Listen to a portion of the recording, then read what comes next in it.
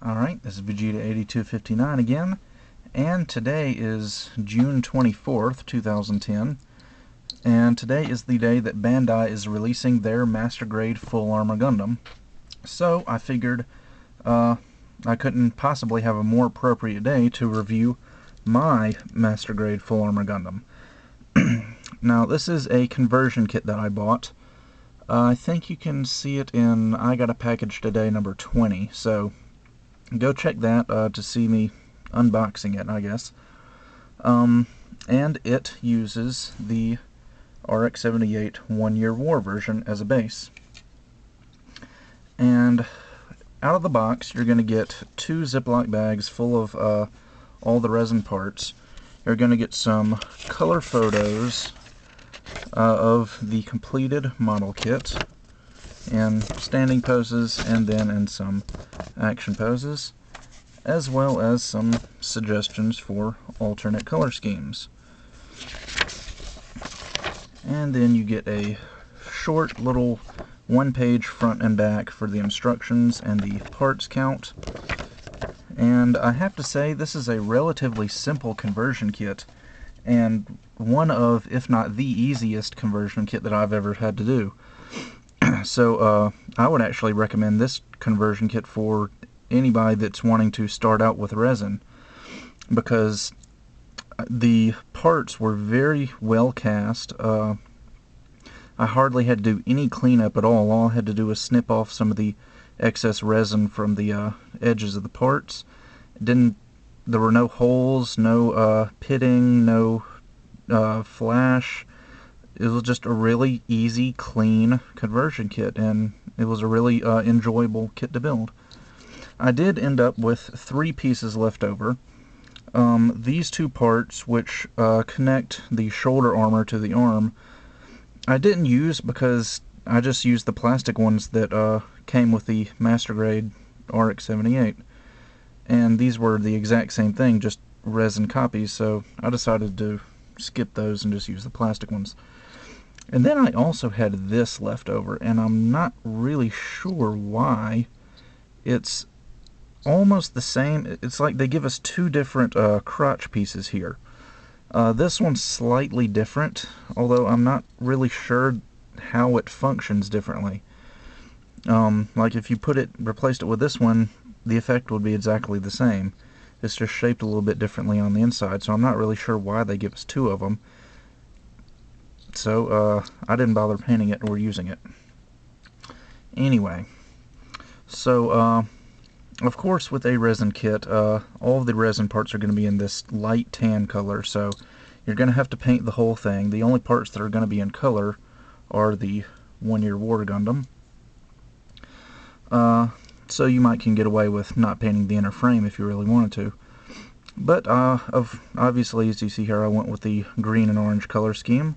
I did change things up a little bit. I threw in a little bit of white for these little minus molds on the elbows, and rotate them around, the same ones on the knees and on the ankles, whereas I think they're gray on pretty much every other Full Armor Gundam. I also did the V-fin white as well, where it's going to be gray on every other Full Armor Gundam. Let's see, what else? I think that's about it. As far as weapons go, you're going to get the double beam cannon on the right arm. You're going to get this thing on the left arm. I'm not really sure. At first I thought it was like a folded up double beam cannon, but there's no way it can unfold. So it's the same barrels that come on the double beam cannon, but I don't know, they're like spare barrels or something. I don't really think it's a shield, so I'm not really sure what to make of that, but you do get that. It goes on the left arm. And of course you get this giant cannon on the shoulder. And you get all the other weapons that come with the One-Year War Gundam as well, like the beam sabers, the beam rifle, hyper bazooka, shield, etc. But with all the weapons that this guy's got, you probably won't need to use them. So, let's just go ahead and do articulation. Unfortunately, because this guy's armor is so bulky, his articulation is going to be slightly limited. So it's almost as good as it is on the 1-Year War Gundam, but not quite as flexible. So let's get started with that. I'm going to raise this camera up slightly. The head is pretty much the same. It's on a ball joint. It can go up and down, left and right. Rotate 360 as long as you're really careful about not scraping any of those pointy parts against each other. The torso has got all the same articulation in it because, of course, it uses the same inner frame. It's slightly limited, though, because of this giant piece of armor on the chest here. So he does still have that forward and back movement. It's just not quite as pronounced. And a little bit of side-to-side movement as well. Thrusters on the backpack can still go up and down. And the shoulders as well still have the same articulation, but the range of mobility is a little bit limited. They can go up and down slightly.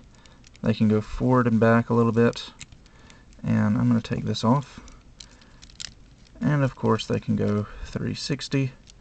The arms can come out about that far. Rotate below the shoulder. Double jointed elbow, which is going to bend about that far. And of course he's got the same hands as the 1-Year War Gundam. So we've got a ball joint for the wrist with a hinge inside the hand that can go forward and back. And then ball joint for all 5 fingers, with the last 3 being separate from the index finger. And let's see, moving on to the skirt armor. Oops, almost knocked the camera over. The skirt armor is one place where I do have a complaint about this kit. Probably, really the only complaint I have about this conversion kit is that the skirt armor is really, really loose, which isn't really that big of a deal because I can always go back and tighten those up with a small dab of super glue, but still, front skirts can go up really, really far. They have a wide range of movement, they're just really, really loose. The side skirts aren't loose at all, because they still use the polycap from the 1-Year War Gundam. Back skirts are really loose, just like the front skirts, but when they're not falling out. But they do still have that really good range of motion. Put that back in there. Alright, so the legs, the hips are pretty much the same as they were on the 1-Year War Gundam. They can go forward, and they can go back as far as the skirt armor will let it, which in this case is pretty far. They can go out about that far since it is a ball joint. A little bit of rotation there, again just because that's a ball joint. Your knees are not going to be able to go quite 180. They're going to go a little bit more than 90 degrees, again because of this big bulky lower leg. So yeah, knee armor's a little bit limited. And then the ankles are ankles actually have extensions. See this black piece right here? That's resin. You actually get a little extension that goes into the inner frame of the leg and then connects to the foot. So we get a nice double jointed ankle here that can go side to side, down and up, and it can rotate a little bit, but again because of the bulky armor it's a little bit limited.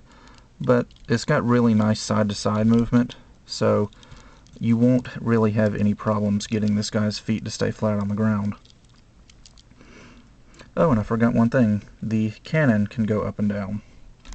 In fact, it's actually got a cool looking little gear in here. It's got that little gear inside the up under the cannon, and it can go pretty much straight up and then go straight flat down on the shoulder. So I guess that about does it for the part 1 of this review. I'm going to come back and do a part 2 where I'm going to strip off all of the full armor components and basically just do a review of the 1-Year War Gundam. And just in the green and orange full armor color scheme. But before I go, I do want to do a quick size comparison with the Master Grade 1 Year War RX-78. And as you can see, the head height is a little bit different. Because Full Armor Gundam's got those ankle extensions, he is slightly taller than the normal RX-78. Plus, he's going to be more massive because of all this bulky armor. So, that about does it for this video. Make sure to come back for part 2, and I will see you guys next time.